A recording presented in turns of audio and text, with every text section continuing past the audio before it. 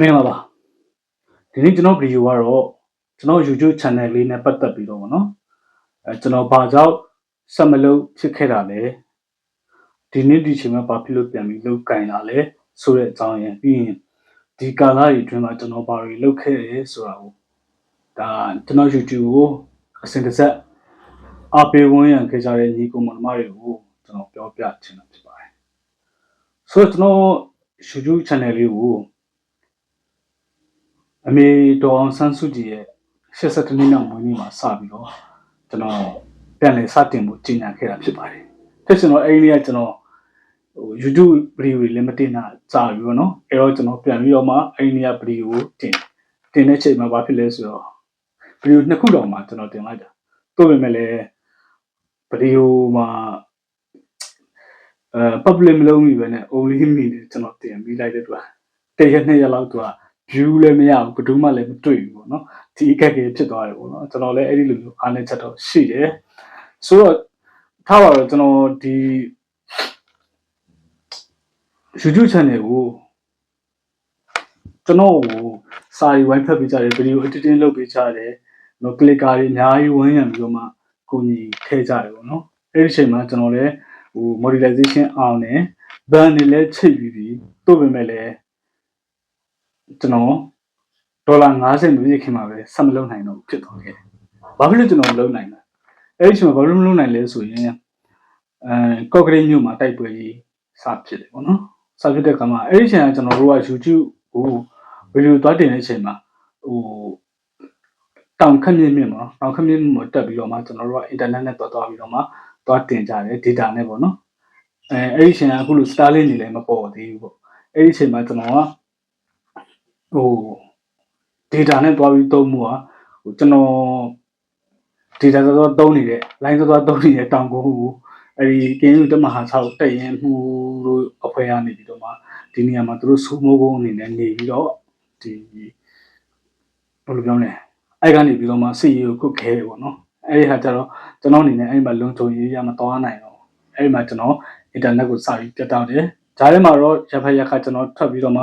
လောက်ကင်နေလို့ရှိတယ်ပေါ့နော်တိုးပေမဲ့လည်းကော့ကရိတ်မြို့ချောင်းတောင်ရက်ကွက်ပေါ့နော်အဲ့ဒီရက်ကွက်တစ်ခုလုံးမှာကျွန်တော်တို့အဲ့ဒီအချိန်ကကျွန်တော်ကကျတော့ဒေါနာတက်ရင်ရဲ့ပြည်သူလူထုလုံခြုံရေးဌာနကိုစပြီးတော့မှကင်နေရတဲ့အချိန်ပေါ့နော်အဲ့ဒီအချိန်မှာကျွန်တော်တို့ဒေါနာတက်ရင်ကတက်ခွဲနှစ်ခွဲဟာကော့ကရိတ်မြို့နယ်ချောင်းတောင်ရက်ကွက်တစ်ခုလုံးမှာသူကစိုးမိုးနဲ့နေအနေနဲ့စီရေးခွင့်နေနဲ့သူရှူလိုက်ရတယ်ရှူလိုက်ရတဲ့အချိန်မှာကျွန်တော်ရဲဘော်တွေကရှေ့တန်းရောက်သွားတယ်ကျွန်တော်ကိုယ်တိုင်လည်းသူတို့ရှေ့တန်းရောက်သွားတာဖြစ်တဲ့အတွက်သူတို့တွက်လိုအပ်တယ်ပေါ့နော်ဒီခဲရရှိဖို့စေဝါရရှိဖို့ထောက်ပံ့မှုရရှိဖို့အတွက်ကျွန်တော်ကိုယ်တိုင်စစ်စင်ရေးခွင့်တွေကိုလိုက်သွားပြီးတော့မှဆောင်ရွက်ရတဲ့အတိုင်းအတာကြီးရှိခဲ့တယ်ရှိတဲ့ခါကျတော့ကျွန်တော်ဒီ YouTube ဘက်ကိုပြန်မလှည့်နိုင်တော့ဘူးပေါ့နော်ပြန်မလှည့်နိုင်တော့ဘဲနဲ့အဲ့ဒီမှာစပြီးတော့အဆက်တွေပြတ်တယ်တိုးပေမဲ့လည်းအဲ့ဒီအချိန်ထဲမှာကျွန်တော်အနေနဲ့လုပ်ခဲ့တာတစ်ခုနှစ်ခုတော့ရှိတယ်ဘာရှိလဲဆိုရင်ကဒါဆရာတင်သူရဲ့တတိနုဒေသာဆိုတဲ့စာအုပ်တအုပ်ရဲ့ဖြစ်ရှင်တော့တာနက်ရှင်တော်ရဲ့ဖန်ပြီးရင်စာအုပ်ရေပေါ့နော်အဲ့ဒီနှစ်အုပ်ကိုလည်းပုံနှိပ်ရင်ကမ်းလန်းလည်းဖြစ်သွားတယ်ဖြစ်သွားတဲ့ခါကျတော့ကျွန်တော်သူတို့စာအုပ်တွေထွက်တဲ့အချိန်မှာကျွန်တော်ဝိုင်းကူပေးနေတဲ့ထိုင်းနိုင်ငံကချင်းမိုင်ကအမတယောက်ရဲ့ content နဲ့တိုက်ရိုက်ချိတ်ခိုင်းပြီးတော့မှသူတို့လုတ်ခိုင်းတယ်ပေါ့အဲ့မှာနောက်တစ်ခုနေတယ်အဲ့မှာဗာလဲဆိုတော့ကိုနိုဘန်2ရဲ့ Evan အတွက်ပေါ့နော် Evan အတွက်လုတ်နေတဲ့ comment စာအုပ်တော့အဲ့စာအုပ်လည်းလုတ်ရင်ကင်ရင်တန်းလန်းပဲဖြစ်နေအဲ့ဒီမှာကျွန်တော်အဲ့ဒါကိုကျွန်တော်ရဲ့အမနဲ့ပဲလွှဲထားပြီးတော့မှကျွန်တော်ကစိတ်နေပြီးဆင်းသွားရတယ်အဲ့ဒီအချိန်ကလည်းသူတို့စာအုပ်တွေဆိုရင်ကျွန်တော်ဝိုင်းပြီးတော့ကိုပြီးရောင်းချပေးတင်ခဲ့တယ်ပေါ့နော်ဒါပေမဲ့လည်းကျွန်တော်ကိုယ်တိုင်စိတ်နေပြီးမှတာဝန်ထမ်းဆောင်နေရတဲ့ခါကျတော့ကျွန်တော်သူတို့စာအုပ်တွေတော့မဝိုင်းမရောက်ပေးနိုင်ခဲ့ကြဘူးကျွန်တော် YouTube လည်းဆက်ပြီး run နိုင်ခဲ့ပေါ့နော်ဆိုတော့ဘာဖြစ်လဲဆိုရင် ကော့ကရိတ်တိုက်ပွဲတွေမှာအတွေ့အကြုံကျွန်တော်တခုပြောပြမယ်ပေါ့နော်ကော့ကရိတ်တိုက်ပွဲဖြစ်တဲ့အချိန်မှာဆိုလို့ရှိရင်ဒီအာရှလမ်းမကြီးကပိတ်သွားပြီးတဲ့ခါကျတော့ကုန်တင်ကားကြီးအစီး200တပတ်လည်လောက်ကလမ်းမကြီးမှာပိတ်သွားတဲ့ခါကျတော့အဲ့ဒီပိတ်သွားတဲ့နေရာမှာကျွန်တော်ရက်သားပြည်သူလူထုတွေဖြစ်တယ်ဟိုဘက်ပြစ်ဒီဘက်ပြစ်တဲ့ကြားထဲမှာကျွန်တော်ကအဲ့လူတွေတော့တွေ့တယ် ပြီးတော့မှဒီပြက်ကလေးကရောင်းရတဲ့ကျွန်တော်တို့ဒီနှစ်တိုင်းထုတ်ဝင်နေတယ်ပေါ့နော် Federal ပြက်ကလေးကရတဲ့ပတ်စံလေးတွေနဲ့ကျွန်တော်တို့ကိုယ့်ရဲ့တက်ရင်တစ်ဖွဲ့အတွက်ဓာတ်ဆီဒီဇယ်စားစရာဓာတ်တွေကိုစီစဉ်ပေးပြီးတဲ့ပြင်ကို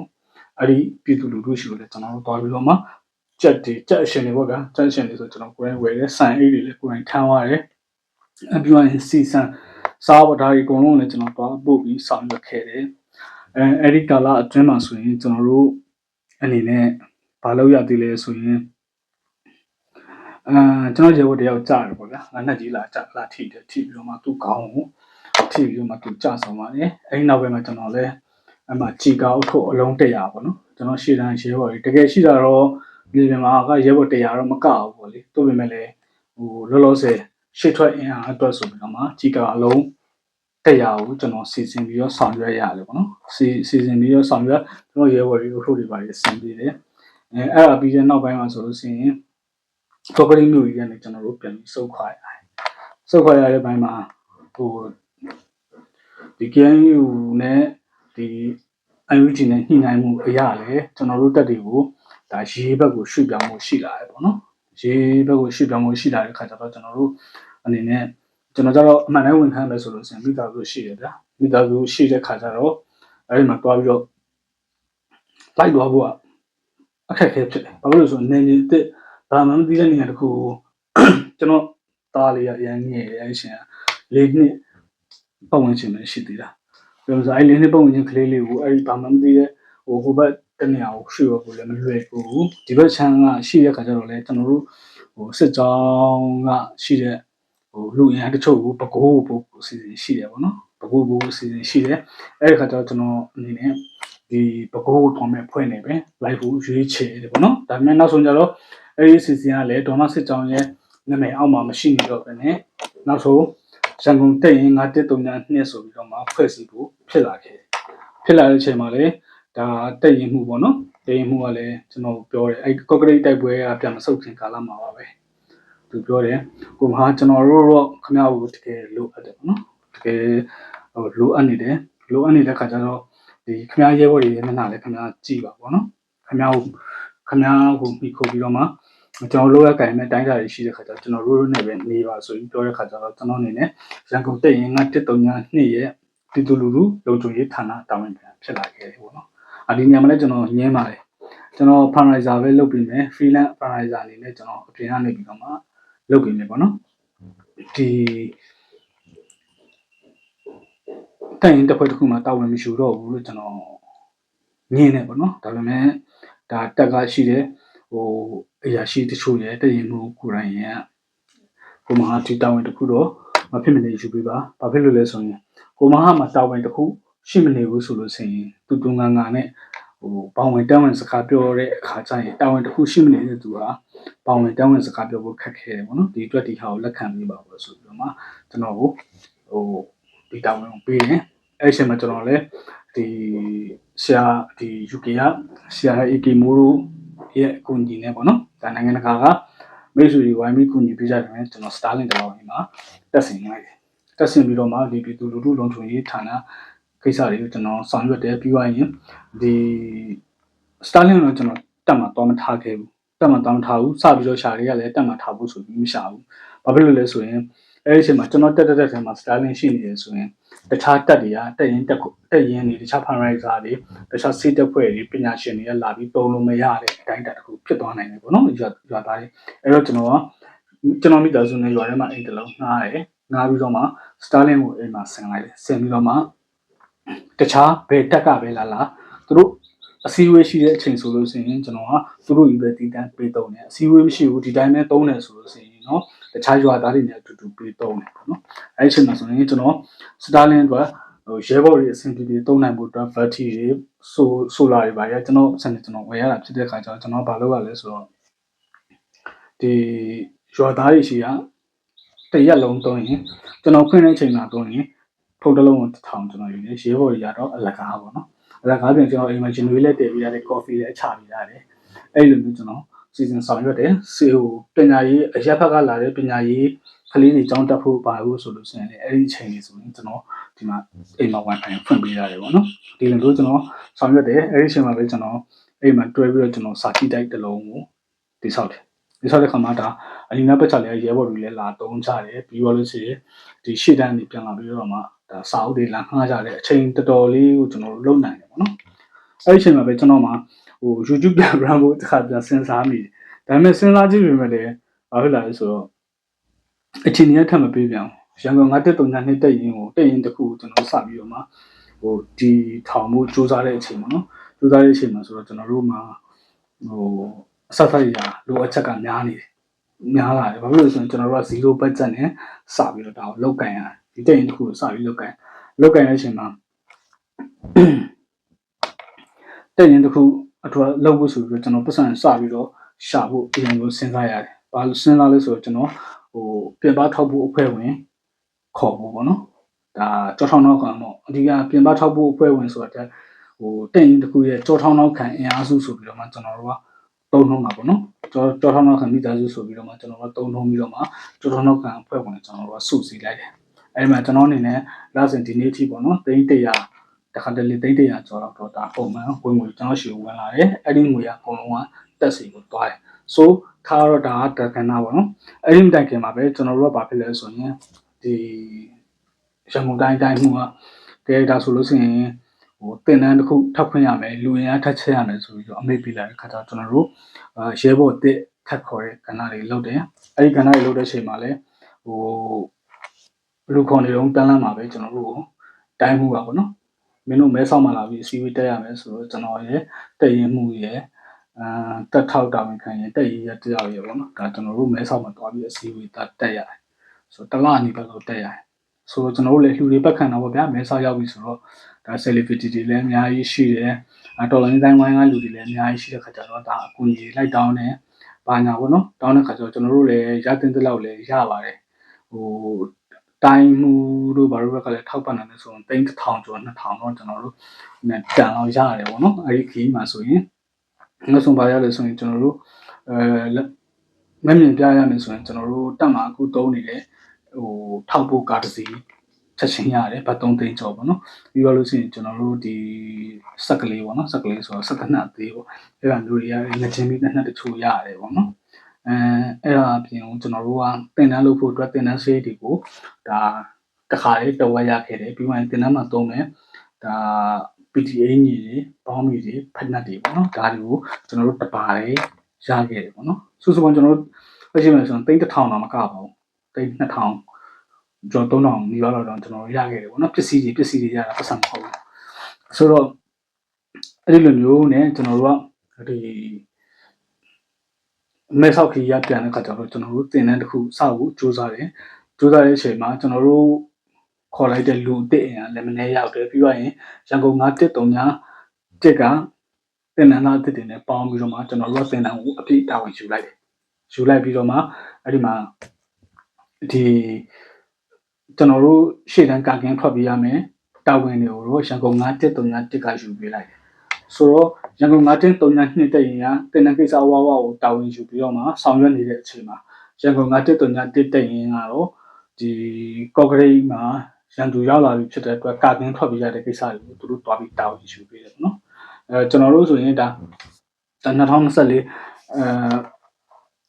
ကနေစပြီးတော့မှဒီ2025တစ်နှစ်လုံးမှာကျွန်တော်စစ်လုံးဝမတိုက်ခဲ့ဘူးစစ်လုံးဝမတိုက်ဘူးဘာလို့ဆိုရင်ကျွန်တော်တို့တက်တီဆောက်ရတယ်ပြီးတော့လို့ဆိုရင်ဒီတင်တန်း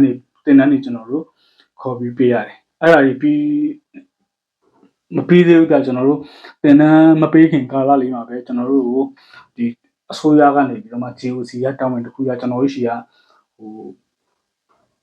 လူ450ပေါ့နော်လက်နက်တွေပေးပြီးတော့မှဒါတခြားပြည်နယ်တစ်ခုအရေးပေါ်ခီးထွက်ခိုင်းတာပေါ့နော်အဲဒီမှာကျွန်တော်တို့ကဘာဖြစ်လဲဆိုရင်ဒီအခက်ခဲနှစ်ခုအုတ်ထုတ်ထောက်ပံ့အခက်ခဲနှစ်ခုဖြစ်သွားတယ်ပေါ့နော်ဆိုတော့အဲဒီမှာလည်းကျွန်တော်ဒီရဲဘော်တွေခီးသွားဖို့ဗျာပြောမှဆိုရင်တော့ဒီလိုညနေခင်းအမိတ်ကြတယ်ပေါ့နော်ရန်ကုန်932တက်ရင်ကရဲဘော်တွေဘယ်ကိုခီးထွက်ရမယ်ဆိုပြီးအမိတ်ကြတယ်နောက်နေ့မနေ့ကတန်းပြီးထွက်ခိုင်းတယ်အဲ့ဒီအချိန်မှာကျွန်တော်တို့က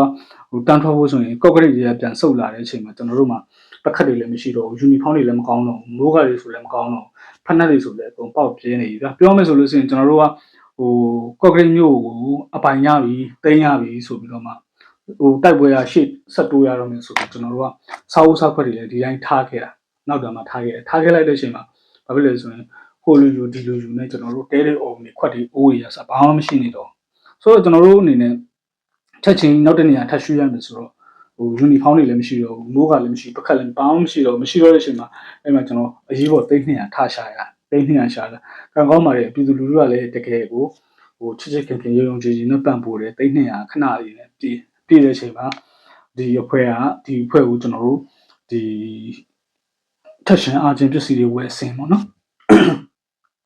ဆင်ပြီးတော့မှကျွန်တော်တို့အဲ့ဒီခရီးကိုလွှတ်လိုက်ရပါတော့လွှတ်လိုက်တယ်အဲ့ဒါပြီးကြတယ်ကျွန်တော်တို့နောက်တင်တန်းတစ်ခုထပ်စားတယ်တင်တန်းငွေနေလောက်တယ်အဲ့ဒါပြီးတော့ကျွန်တော်တို့တင်တန်းလဲပြီးကြတာပေါ့နော်တင်တန်းပြီးကြတာလဲကျွန်တော်တို့တက်ဖွဲ့တွေကိုဒီဘကိုးကိုရွှေ့ဖို့ပေါ့နော်ဘကိုးဧရိယာကိုရွှေ့ဖို့ဆိုပြီးကျွန်တော်တို့အမိတ်ကြားကြားတဲ့အချိန်မှာကျွန်တော်တို့ဘကိုးကိုရွှေ့ဖို့အတွက်ပတ်စံတွေထပ်ရှာရပြန်တယ်ပေါ့နော်ဆိုတော့ရှာရတဲ့အချိန်မှာကျွန်တော်တို့အဲ့ဒီအချိန်မှာအောင်စီရစစ်တောင်းကလည်းဒီတင်ငန်းညီနောင်ကိုရလူဆက်ဆက်ပေါ့နော်ရှာတော့ရပြီလားမသိပါဘူးအဲ့ဒီအချိန်မှာကျွန်တော်တို့လည်းစဉ်းစားရတယ်စဉ်းစားရတဲ့အချိန်ကပါလဲဆိုတော့တက်ကိုရေးပေါ်ပေါင်းအရှိပေါ်တော့မဟုတ်ဘူးဒါပေမဲ့တက်ကမိုးမကြခင်ပြောင်းရွှေ့ရမှာဖြစ်တယ်ပေါ့နော်မိုးမကြခင်ပြောင်းရွှေ့ရမှာဖြစ်တဲ့ခါကျတော့ဒီ season တော့ပေါ့နော်ရှစ်တုပ်ခွဲဖို့နောက်တုပ်ခွဲဖို့ပေါ့ဒီတက်ရင်မှုပါဝင်ဒီကိုလူတွေကလည်းရှေ့လမ်းကြောင်းတစ်ခုကိုတွားကြည့်ရတယ်ကြည့်ပြီးတော့မှကိုရဲဘော်တွေရွှေကိုတင့်တော်လာမတင့်တော်လာဆိုတာလည်းတွားပြီးတော့ကြည့်ရတယ်အဲ့လိုချင်းနေမျိုးတွေအများကြီးကိုဖြတ်ကျော်တယ်ဖြတ်ကျော်ပြီးတော့အချိန်မှာ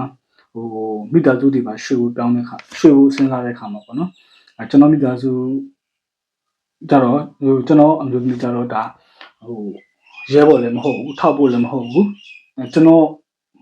တော်လန်ရေးကိုပဲပါရမီဖြစ်နေတဲ့သူဖြစ်တဲ့ခါကျတော့သူ့အနေနဲ့သူ့ကလေးကိုသူကြည့်တယ်ပေါ့နော်တသားက9နှစ်ကျော်6နှစ်တည်းကိုရောက်နေပြီ9နှစ်ကျော်6နှစ်တည်းကိုရောက်နေပြီတောင်းလည်းမတက်ရဘူးဆိုတော့ပေါ့နော်ဒါသူကထုတ်တော့လည်းဟုတ်ပါတယ်သူက2နှစ်ကျော်3နှစ်မပြည့်တဲ့ခင်လေးမှာပဲသူကတော်ရဲရောက်လာတယ်ကလေးလေးကိုဆိုတော့သူ့အမေကမဖြစ်ဘူးဟုတ်တော်ရဲလိုက်ပါမယ်ဆိုရင်ကြောင်းမရှိပါမရှိနဲ့ဒီကလေးကြောင်းတက်ဖို့အဆင်ပြေမှာမဟုတ်ဘူးငါတို့တော့ထိုင်းဘက်သွားမယ်လို့နင်လှုပ်ချင်တဲ့ဆိုလို့ရှိရင်လည်းဒီ line ပေါ်ကနေပဲလှုပ်တော့ဆိုပြီးတော့ကျွန်တော်အများချင်းပေါ့ဗျာဒါကတော့သိရမလားရည်ကြီးမှုတွေညှိရတဲ့အတိုင်းအတာတွေဖြစ်လာတယ်ပေါ့နော်ကြောက်ကစားတွေရောတိုးတစ်မျိုးချက်တစ်မျိုးပေါ့ဒါကြီးဖြစ်လာတဲ့အချိန်မှာကျွန်တော်လည်းနောက်ဆုံးကျတော့တည်ရင်ဘူးနဲ့တိုင်ပင်တဲ့ခါကျတော့ရတယ်ကိုမဟာ on duty ပေါ့နော်ဒါပေမဲ့ online မှာလုပ်ရမယ်ဆိုပြီးတော့မှကျွန်တော်ကိုဒီပြည်သူလူထုလုံခြုံရေးဌာနတာဝန်ပေးတယ်ပြီးတော့လို့ရှိရင်ဒီတည်င်းနဲ့ပြန်ကြားရေးတာဝန်ကျွန်တော်ယူရတယ်နောက်တစ်ခုကကျတော့ဒီဗဏ္ဍာငွေရှာဖွေရေးအဖွဲ့ခေါင်းဆောင်အနေနဲ့ကျွန်တော်ယူရတယ်ယူပြီးတော့မှကျွန်တော် online မှာလုပ်ရမယ်တာဝန်တွေနဲ့အတူတူကျွန်တော်ထိုင်းနိုင်ငံကိုရောက်လာခဲ့ဆိုတော့ကျွန်တော်တက်လေအဲ့ဒီကာလအတွင်းမှာပဲရွှေ့ပြောင်းရတယ်လက်ရှိမှာဆိုကျွန်တော်တက်မှာမဟုတ်ပြီမဲ့ကျွန်တော်တက်နေသိအလန်းမကွာလာတဲ့နေရာမှာကျွန်တော်ရှိနေတယ်ဆိုတော့အလန်းမကွာကျွန်တော်လုံခြုံရေးအရာပေါ့နော်ဒါအများကြီးတော့လဲဘယ်နေအောင်ရှိရဆိုကျင်းတည်တော့ပြောဖို့ခက်ခဲပေါ့နော်တို့ပေမဲ့ကျွန်တော်တက်နေကျွန်တော်လမ်းသိမကွာတဲ့နေရာမှာရှိတယ်တို့ပေမဲ့ကျွန်တော်ဒီလျှက်စင်ကြီးရတယ်အင်တာနက်ရတယ်ပေါ့နော်ဆိုတော့ကျွန်တော်အများပြောသလိုဟောဗျာ6တစ်ဖက်ကန်ကူပါပြီးနိုင်ငံခြားလဲရောက်နေပြီအဲ့ဒီလိုအခြေအနေမှာပေါ့နော် YouTube ကိုဘာလို့ပြန်မစတာလဲ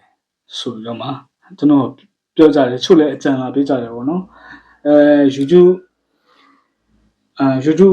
ဆက်လုပ်ပါပေါ့နော် YouTube လုပ်လို့ရှိရင်ပံ့ပိုးပေးမယ်ကိုကြီးဒီသူတို့ clicker တွေက wine clip ပေးမယ်ဆိုပြီးကျွန်တော်အကြံပြုပေးကြတာရှိတယ်ပေါ့နော်အရင်လိုပဲလုပ်ပေးမယ်တို့ပေမဲ့ကျွန်တော်ထိုင်းရောက်ပြီးတော့မှတစ်နှစ်တူမှာကျွန်တော်ဘာတွေလုပ်ရလဲဆိုရင်ဒီကျွန်တော်ကထိုင်းမှာရောက်ပြီးတော့မှမိသားစုနဲ့စပြီးတော့မှခြေချရရှိမှာကျွန်တော်တက်ကလည်းဟိုလမ်းပန်းဆက်သွယ်ရေးအမတန်မှစိုးရတဲ့အမတန်မှတွားရလာရခက်တယ်ပေါ့နော်တော်ကြီးမြတ်မြတ်တဲ့ကိုရွှေ့ပြောင်းရတာဖြစ်တယ်ဖြစ်တဲ့ခါမှာဘာဖြစ်လဲဆိုရင်မိုးရတီလည်းရောက်သွားတဲ့ခါကျတော့တချို့ဖွဲ့တွေကတနေရာမှာကျန်တချို့ဖွဲ့တွေကတနေရာမှာကျန် ကြံ့ကြေးဖြစ်အရင်ရောက်သွားတဲ့ဖွဲ့တွေကလည်းတဲရီအုံကြီးဆောက်ရဒီအတွက်ငွေကြေးတွေလိုတဲ့ခါကျတော့ကျွန်တော်ငွေကြေးတွေထပ်ရှာရတယ်ရှာရတဲ့ခါမှာကျွန်တော်ရဲ့ဒီ YouTube မှာလုပ်ဖို့အတွက်ကျွန်တော်အားရဘူးပေါ့နော်မနက်မိုးလင်းကနေပြီးတော့ည7:00နာရီတနာရီဒီကျွန်တော်ပတ်စံလိုက်ရှာရတယ်အဲ့ဒီအချိန်မှာတက်တွေအထိုင်ကျပြန်ပြီဖြစ်ပြန်တော့လေဘာဖြစ်လာပြန်လဲဆိုတော့တက်တွေကတော့အထိုင်ကျပြီတက်အထိုင်ကျပြီဆိုတော့ကျွန်တော်တို့ကဲစက်မတိုက်ဘူးလားဆိုတော့ဒီကောင်ကဖြစ်လာပြန်တယ်ဆိုတော့ကျွန်တော်တို့နေရာလဲထိုင်ကြပြီတက်လဲရွှေ့ပြီးပြီဟုတ်လားတက်မှာလဲတိုက်နိုင်ခိုင်နိုင်တဲ့အနေထားလဲဖြစ်လာပြီဆိုတော့ကျွန်တော်တို့စစ်တိုက်ဖို့ဒါကြိုးစားရတယ်အဲ့ဒီအချိန်မှာကျွန်တော်တို့ဒီကျွန်တော်နဲ့ရင်းနှီးတဲ့လူတွေဆိုတော့များဆိုသိကြလိမ့်မယ်ကျွန်တော်ကရွှေတုံးတဲ့ campaign ကို3900တခါလုပ်ရတယ်ပေါ့နော်3900လုပ်တယ်အဲ့ဒီကြားထဲမှာလဲကွန်ပျူတာတက်ရင်အတွက်ကွန်ပျူတာမွေးစားမယ်နှစ်ကိုဆက်လုပ်လိုက်သေးတယ်ပေါ့နော်ဆိုတော့ထားပါတော့အဲ့ဒါကြီးထားလိုက်တော့အရေးပေါ်ကိစ္စတွေပြင်ကျွန်တော်ကြီးမားမားဆိုလို့ဆိုရင်အဲ့ဒီကွန်ပျူတာမွေးစားမယ်ကို sorry ရွှေတုံးနဲ့ကိုကျွန်တော်လုပ်လိုက်တယ်ရွှေတုံးနဲ့ကိုလုပ်လိုက်တဲ့ခါဘာအတွက်လုပ်လဲဆိုရင်ဒီစစ်တိုက်ဖို့အတွက်ကျွန်တော်တို့မှာစစ်တိုက်ပြီဆိုရင်လိုတဲ့ဆက်သွယ်ရေးအတွက်ရေးကြည့်တဲ့ icon တွေပါပြီပေါ့ဗျာဆက်သွယ်ရေးထိုင်ဆက်မျိုးစုံပြီးသွားရင် Starlink တွေအားသွင်းတဲ့ဟာတွေနောက်တစ်ခုဆိုရင်နောက်ဆုံးရိတ်ခတ်တယ်ဖို့ပါဖို့အတွက်ကျွန်တော်တို့စိုက်ကယ်လေးစီးပေါ့နော်ဒီလိုမျိုးကျွန်တော်တို့ရှာဖွေလိုက်ရတယ်ပေါ့နော်ရှာဖွေလိုက်ရတယ်အဲ့ကြားထဲမှာလည်းကျွန်တော်လည်း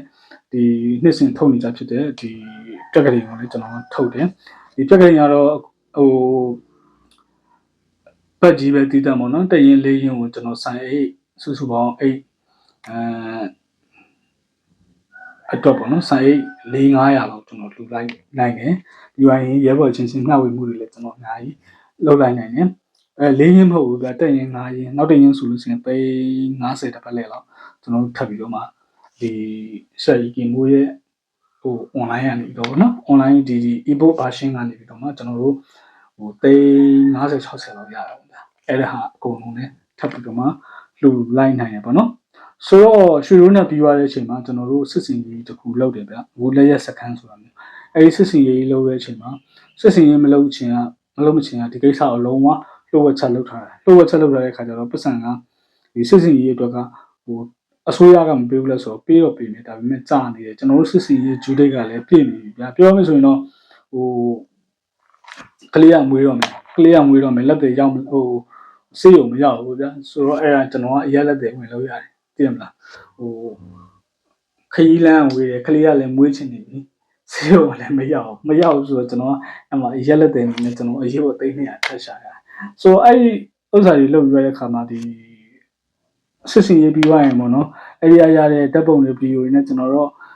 YouTube တွေကိုပြန်ပြီးတော့တွေ့မယ်ပေါ့ဗျာအဲ့လိုစဉ်းစားတဲ့အချိန်မှာဖြစ်တယ်ဆိုတော့စိတ်မကောင်းစွာပဲကျွန်တော်တို့ရဲဘော်စကန်လို့ရပြီဗျာဒါပေမဲ့နောက်ဆက်တွဲပြဿနာအနေနဲ့ကျွန်တော်တို့ရဲ့ရဲဘော်9ယောက်ကကြဆုံးသွားခဲ့တယ်ပေါ့နော်အဲဒါကြောင့်ကျွန်တော်တို့လည်းဒါ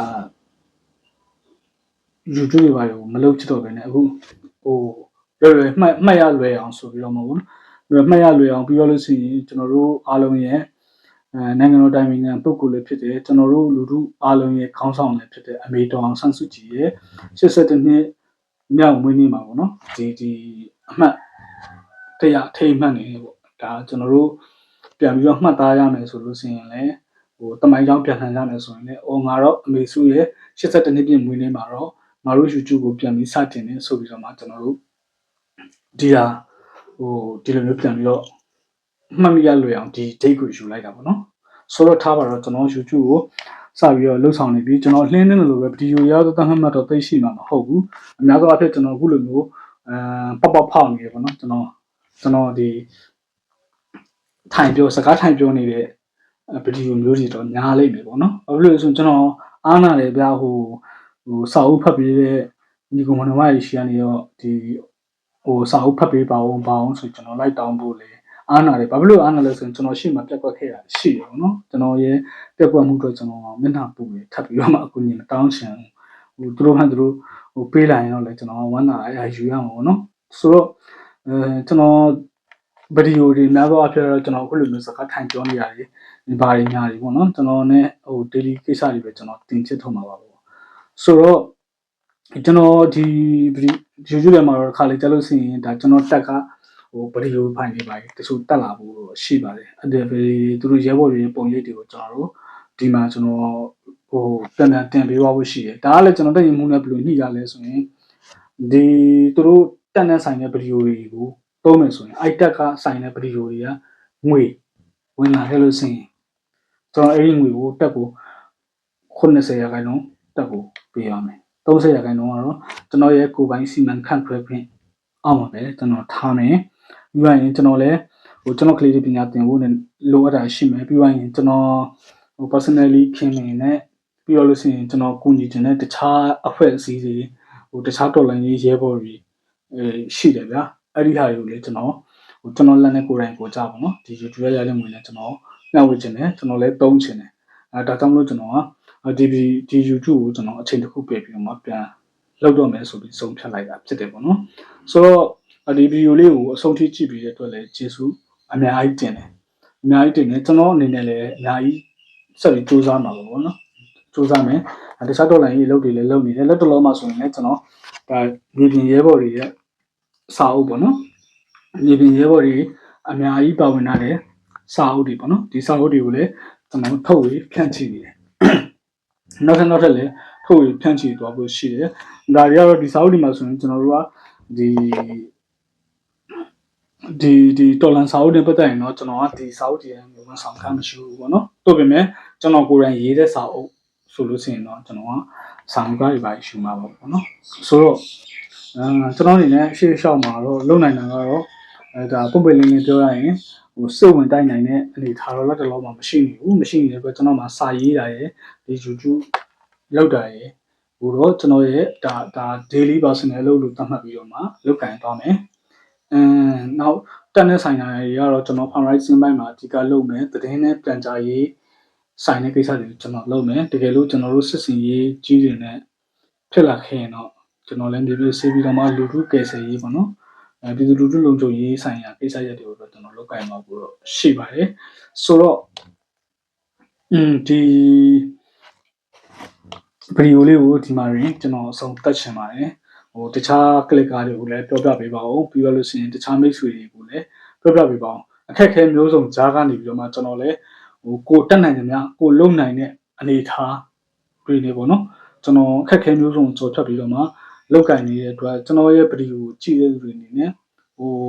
အကျိုးတစုံတရာမရရှိဘူးဆိုခဲ့ရင်တော့မှဒါအကိုတို့မတို့ယုံကြည်ခဲ့တဲ့လူပေါ့နော်ဒါအားပေးခဲ့တဲ့လူတယောက်ကဒီနေ့ဒီချိန်ထိတော်တန်ရေးအတွက်မဖောက်မဖျားပဲနဲ့စိတ်တက်မကျသွားသေးပဲနဲ့အားသွန်ခွန်ဆိုင်လောက်ကင်နေတဲ့ဆိုတဲ့စိတ်ခွန်အားလေးတစ်ခု